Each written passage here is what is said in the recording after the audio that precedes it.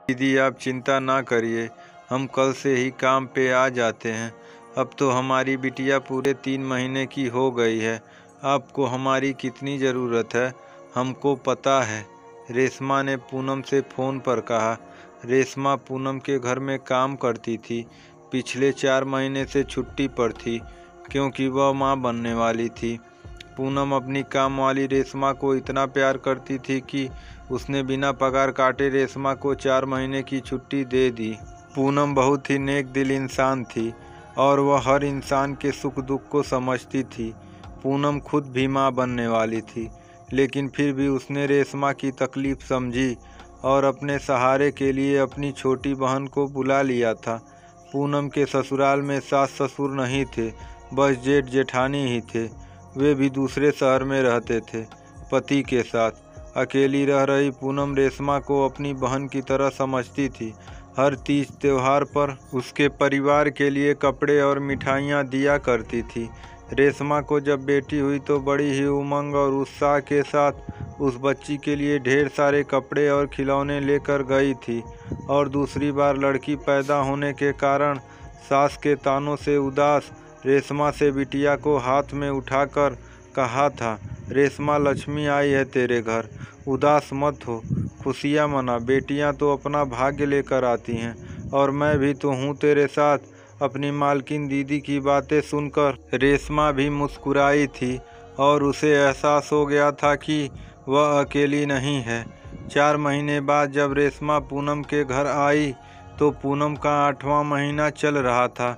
रेशमा ने पूनम का खूब ध्यान रखा और खूब सेवा की। 1 महीने बाद पूनम ने प्यारे से बेटे को जन्म दिया। पूनम अपने और बच्चे के ज़्यादातर कामों के लिए रेशमा पर ही निर्भर थी और रेशमा भी बड़े चाव से उसका हर काम कर देती। 2 महीने बाद ही पूनम के स्तनों से दूध आना बंद हो गया और उसने बच्चे को पाउडर वाला दूध पिलाया, लेकिन उसके बच्चे को वह दूध पच नहीं पाया और उसको भयानक उल्टी दस्त हो गए। पूनम बहुत ज़्यादा परेशान थी। डॉक्टर ने गाय का दूध पिलाने की सलाह दी, लेकिन उसको पीकर भी बच्चे को उल्टियाँ हुए जा रही थी। अपने बच्चे की बिगड़ी तबीयत देख पूनम और उसके पति की जान अधर में अटकी हुई थी। बच्चा भूख से व्याकुल होकर रोए जा रहा था। रेशमा भी वहीं थी। उसने बड़ी हिम्मत करके पूनम से कहा, दीदी हम छोटे मुंह से बड़ी बात कहना चाहत है, लेकिन क्या करें, मुन्ने का जे हाल हमसे देखा न जात है।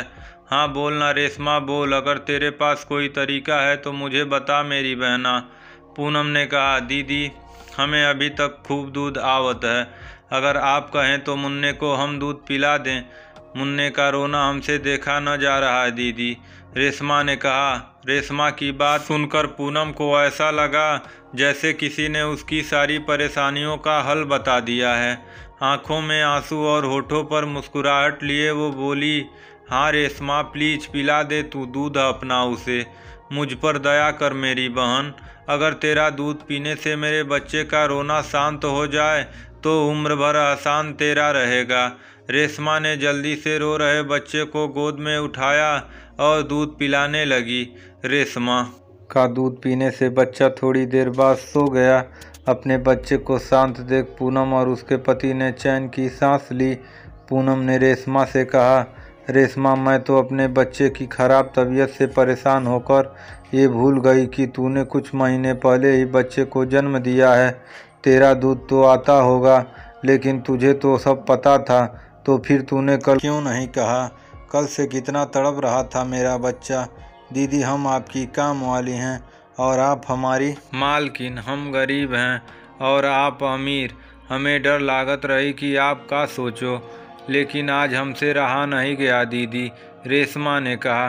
अरे पगली तू अब तक नहीं समझ पाई अपनी दीदी की ये सब नहीं मानती।